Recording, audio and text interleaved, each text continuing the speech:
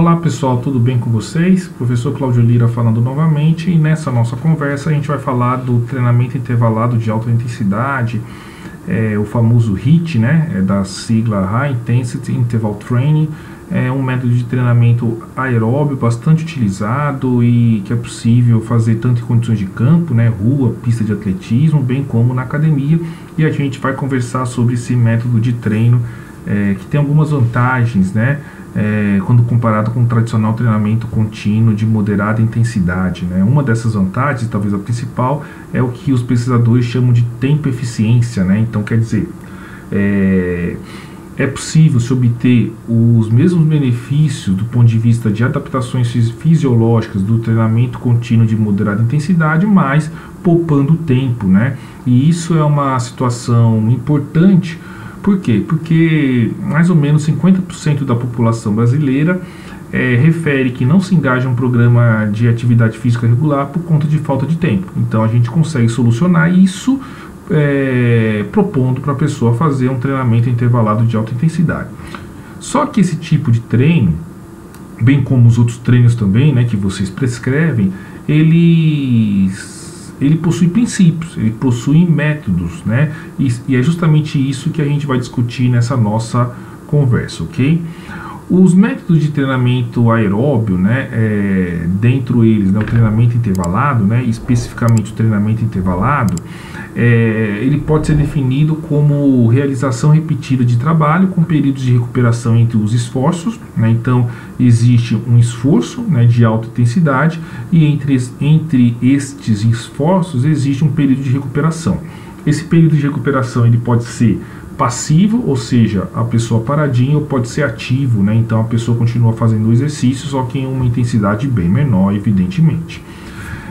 Então trata-se de um tipo de treinamento que se baseia na alternância entre períodos de trabalho, períodos de esforço e recuperação.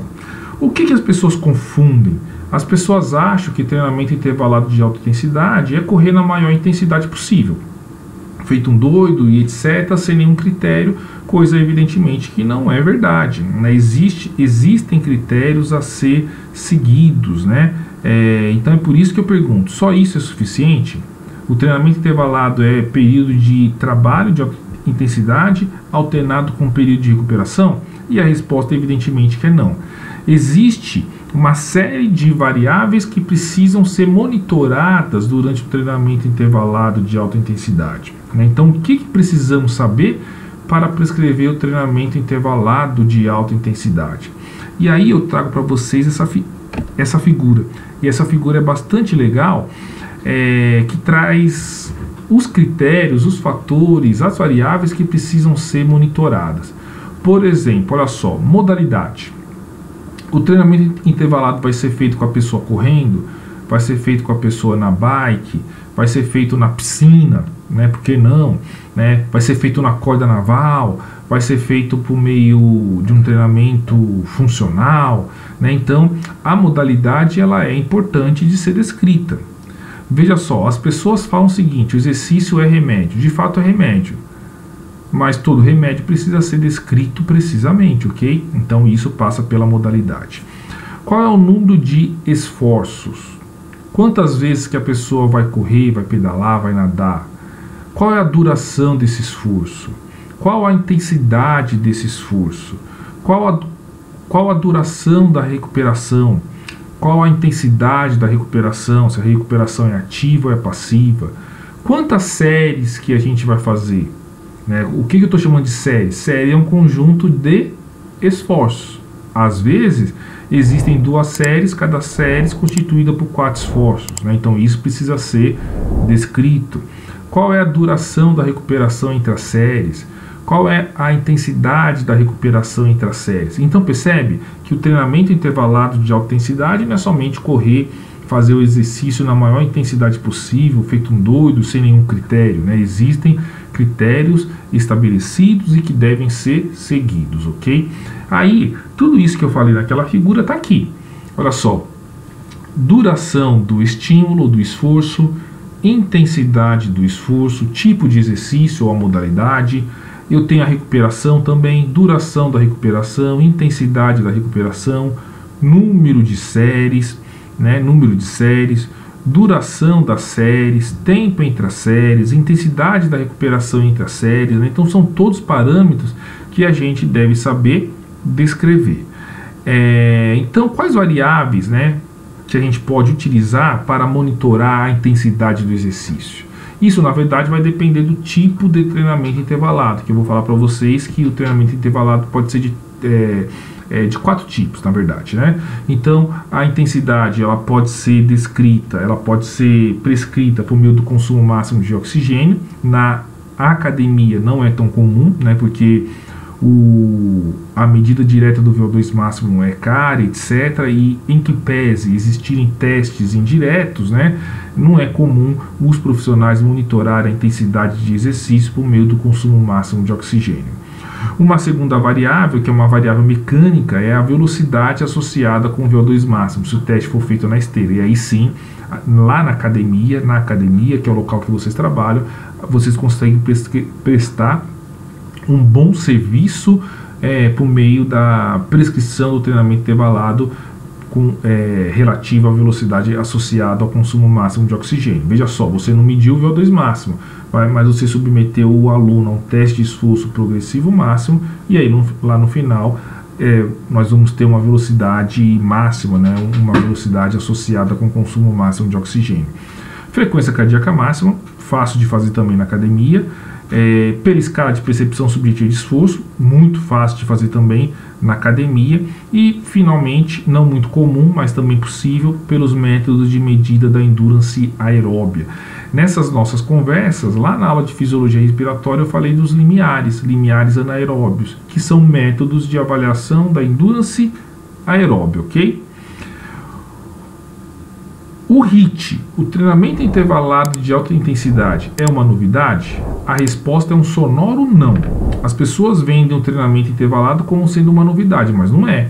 Então, atletas feito Paavo Nurmi, nos anos 1920, Emil Zatopek, em 1952, foi o único atleta a ganhar na mesma Olimpíada a corrida de 5.000, 10.000 e a maratona. Esses atletas eles faziam treinamento intervalado de alta intensidade. Então, o HIIT, eu costumo brincar que é mais velho do que andar para frente, né? Não tem nenhuma novidade com relação a isso, ok? Quais são os tipos de treinamento intervalado? São aqueles 4, né, que eu tinha comentado, né? Quais são os 4? Eu tenho um treinamento de sprint repetido, que é caracterizado por sprints com duração de 3 a 7 segundos, separados por períodos de recuperação de até 60 segundos. Esse tipo de treinamento, ele é feito na intensidade que a gente chama de all-out, ou seja, na maior intensidade possível. Ah, Cláudio, por que não dá para controlar a intensidade desse tipo de treino pela frequência cardíaca? Porque a frequência cardíaca demora um certo tempo para se ajustar à demanda metabólica. E com 3 a 7 segundos, esse tempo não é possível a frequência cardíaca se ajustar, ok? Nós também temos o treinamento intervalado de sprint, duração dos esforços de 30 segundos, separado por 2 a 4 minutos de recuperação passiva, né? Geralmente esse tipo de treinamento, a intensidade para se prescrever é uma intensidade mecânica, né? Então, velocidade, potência em watts, né? Em watts, se o teste for feito na bicicleta, etc. Nós também temos o treinamento intervalado com intervalo curto, né, de 10 a 60 segundos de intervalo, e o treinamento intervalado longo, né, com intervalo maior do que 60 segundos. Né? Então esses são os tipos de treinamento intervalado, ok? Aqui eu gostaria de deixar para vocês uma sugestão de teste não, né, de protocolo que vocês conseguem fazer na academia sem maiores problemas, né? Então vamos lá. O protocolo de Isloff e colaboradores, descrito em 2007, ele é um protocolo feito na esteira. Na rede de academia Coutos Gym tem esteira, né? Então a modalidade de exercício, né, tá ok. No trabalho, os pesquisadores submeteram os participantes a esse tipo de treinamento 3 vezes por semana, durante 2 semanas. Como que é esse treinamento, que é o que interessa, né? Você não precisa seguir o 3 vezes por semana certinho, né? Mas se quiser prescrever para um aluno, seria assim. 10 minutos de aquecimento a 60% a 70% da frequência cardíaca máxima.